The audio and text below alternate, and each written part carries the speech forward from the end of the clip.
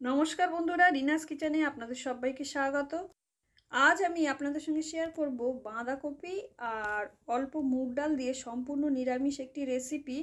ভাত কিংবা রুটির সাথে খেতে অসাধারণ লাগে বন্ধুরা, আর খুবই অল্প উপকরণে এটি তৈরি হয়ে যায়। আর আপনারা অবশ্যই একবার বাড়িতে বানিয়ে দেখবেন, খেতে কিন্তু অসাধারণ হয়। শীতকালে এইরকম একটা রেসিপি গরম ভাতের সাথে থাকলে নিরামিষের দিনটা কিন্তু দারুণ জমে যায়। আর ভাত কিংবা রুটি পরোটা সব কিছুর সাথেই কিন্তু খেতে পারবেন। তার জন্য দেখতেই পাচ্ছেন 2 টুকরো বাঁধাকপি আমি আগে থেকেই ধুয়ে নিয়েছি কেটে। একটা গোটা বাঁধাকপির হাফ নিয়েছি, হাফ মানে 500 গ্রামের মতন বাঁধাকপি নিয়েছি। আর বাঁধাকপিটাকে আগে থেকেই গোটা আমি ধুয়ে নিয়েছি কেটে। দুটো টুকরো ধুয়ে নিয়ে দেখতেই পাচ্ছেন কিভাবে কেটে নিয়েছি। খুব বড় সাইজ হবে না আর খুব ছোটও হবে না, এই রকম ঝিরিঝিরি করে কেটে নিতে হবে বাঁধাকপিটাকে। খেতে কিন্তু অসাধারণ হয় বন্ধুরা, বাচ্চা থেকে বড় সবাই কিন্তু খুবই পছন্দ করবে এই বাঁধাকপির রেসিপি। আপনারা বাড়িতে অবশ্যই একবার এইভাবে বানিয়ে দেখবেন, আমি আশা রাখছি আপনাদের ভীষণ ভালো লাগবে। আর ভিডিওটা যদি ভালো লাগে বন্ধুরা অবশ্যই একটা লাইক করবেন আর চ্যানেলটা সাবস্ক্রাইব করে পাশে থাকবেন। আর এইভাবে বাঁধাকপির রেসিপি একবার হলেও এই শীতে আপনারা বাড়িতে বানিয়ে দেখবেন, আমি কথা দিচ্ছি আপনাদের ভীষণ ভালো লাগবে খেতে। দেখবেন বানিয়ে দারুণ হয় খেতে। এবারে বাঁধাকপিগুলো আমি কেটে নিয়েছি, এইভাবে দুটো টুকরোই কেটে নেব।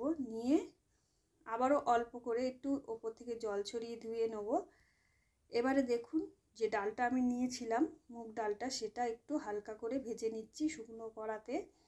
ভেজে নিয়ে ডালটাকে আমি ধুয়ে নেব। ধুয়ে কড়াইটা পরিষ্কার করে দিয়ে দিলাম খানিকটা জল। এবার যে বাঁধাকপিগুলো আমি টুকরো টুকরো করে কেটে নিয়েছিলাম সেই বাঁধাকপিটা হালকা করে ভাপিয়ে নেব। এই বাঁধাকপি দিয়ে কিন্তু প্রচুর পরিমাণে জল ওঠে, যেহেতু এখন শীতকাল, কচি বাঁধাকপি। আর এটা ভাপিয়ে নিলে কি হবে, যাদের কপি খেলে গ্যাস কিংবা অম্বল হওয়ার সম্ভাবনা থাকে তাদের কিন্তু একদমই হবে। আর যে অতিরিক্ত জল ওঠে বাঁধাকপি দিয়ে সেই জলটা কিন্তু বেরিয়ে যাবে। আর আপনারা চাইলে এরকম ভাপিয়ে নিতে পারেন, নালে এমনি না ভাপিয়েও রেসিপিটি তৈরি করতে পারেন। দেখুন এবারে জল থেকে ছেঁকে ছেঁকে আমি বাঁধাকপিটাকে তুলে নিচ্ছি। তবে ফুটে উঠলেই কিন্তু একটু নাড়াচাড়া করে গ্যাসের ফ্লেমটা অফ করে দিতে হবে, খুব বেশি সিদ্ধ করা যাবে না। এবারে ওভেনে কড়াইটা বসিয়ে দিয়েছি পরিষ্কার করে, দিয়ে সর্ষের তেল দিয়ে দিয়েছি। আপনারা আপনাদের যেমন পছন্দ করবেন সেই হিসেবে সর্ষের তেলটা ব্যবহার করবেন। দিয়ে দুটো শুকনো লঙ্কা, গোটা গরম মশলা, একটা তেজপাতা আর হাফ চামচ গোটা জিরে ফোড়ন হিসাবে দিয়ে দিয়েছি। দিয়ে দিলাম হাফ চামচ আদা বাটা। আদা বাটাটা দিয়ে আমি কিছুক্ষণ একটু ভেজে নেব, এইভাবে ভেজে নিতে হবে। এবারে অল্প পরিমাণে জল দিয়ে দিচ্ছি, কিছু গুঁড়ো মশলা যোগ করব।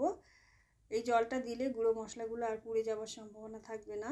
দিয়ে দিলাম হাফ চামচ হলুদ গুঁড়ো, হাফ চামচ জিরে গুঁড়ো, হাফ চামচ ধনে গুঁড়ো।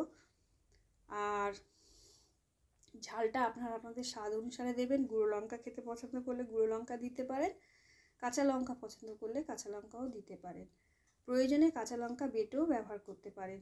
এবারে যে ডালটা আমি হালকা ভেজে ধুয়ে নিয়েছিলাম সেই ডালটা কিন্তু এর মধ্যে দিয়ে কিছুক্ষণ একটু নাড়াচাড়া করে নেব। ডালটা কিন্তু খুব বেশি ভাজা যাবে না, খুব বেশি ভাজলে কিন্তু ডাল সিদ্ধ হতে চায় না, তাই একটু কিছুক্ষণ ভেজে নিলেই হবে।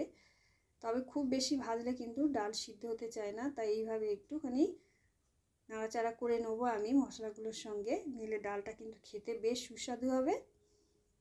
ডালটা আমি ভেজে নিয়েছি। এবার একটা টমেটো মিডিয়াম সাইজে ডুমো ডুমো করে কেটে নিয়েছিলাম, সেটা এর মধ্যে দিয়ে আবার আমি একটু নাড়াচাড়া করে নিচ্ছি। এইভাবে কিছুক্ষণ একটু টমেটোটা দিয়ে নাড়াচাড়া করে নিতে হবে। এবারে যে বাঁধাকপিটা ভাপিয়ে রেখেছিলাম সেটা এর মধ্যে দিয়ে দিলাম। আপনারা চাইলে বাঁধাকপিটা নাও ভাপাতে পারেন, একেবারেই কিন্তু বাঁধাকপিটাই ডালের মধ্যে দিয়ে ভালো করে কষিয়ে নিতে পারেন। তাতে বাঁধাকপিতে যে জলটা উঠবে সেটা দিয়েও কিন্তু ডালটা সিদ্ধ হয়ে যাবে। যেহেতু আমি বলেছি যে একটু বাঁধাকপি খাবার পরে একটু গ্যাস বা অম্ল হওয়ার সম্ভাবনা থাকে, তাই আমি ভাপিয়ে জলটা কিন্তু ফেলে দিয়েছি। আর দিয়ে এই ডালের মধ্যে বাঁধাকপিটাকে খুব ভালো করে কষিয়ে নিচ্ছি। নিয়ে দিয়ে দিলাম স্বাদ অনুসারে লবণ। লবণটা দেওয়ার জন্য কিন্তু এই বাঁধাকপি থেকে জল ছাড়বে। আর দিয়ে দিলাম দুটো কাঁচা লঙ্কা। স্বাদ অনুসারে আপনারা ঝালটা ব্যবহার করবেন, যেমন ঝাল খেতে পছন্দ করবেন সেই হিসাবে ঝালটা দিয়ে দেবেন। কাঁচা লঙ্কাটা দিয়ে একটু আবারও আমি ভালো করে বাঁধাকপিটাকে কষিয়ে নেব ডাল আর মশলাগুলোর মধ্যে। এইভাবে কিছুক্ষণ ভালো করে নাড়াচাড়া করে কষিয়ে নিতে হবে, তাতে খেতে কিন্তু খুবই ভালো হবে রেসিপিটা। এবারে দিয়ে দিচ্ছি প্রয়োজন মতন জল। খুব বেশি কিন্তু জল দেওয়া যাবে না, খুব বেশি জল দিলে ভালো লাগবে না। এমনভাবে জল দিতে হবে যে ডালটা মোটামুটি সিদ্ধ হয়ে যাবে আর রেসিপিটা বেশ মাখো মাখো হবে। ঝোল ঝোল হলে কিন্তু খেতে ভালো লাগবে না। প্রয়োজন মতন জল আমি দিয়ে দিয়েছি। ডালটা যেমন সিদ্ধ হবে সেই হিসেবে কিন্তু জলটা দিতে হবে, খুব বেশি জল দেওয়া যাবে না। দেখুন 15 মিনিট আমি লো ফ্লেমে রান্না করে নিয়েছি।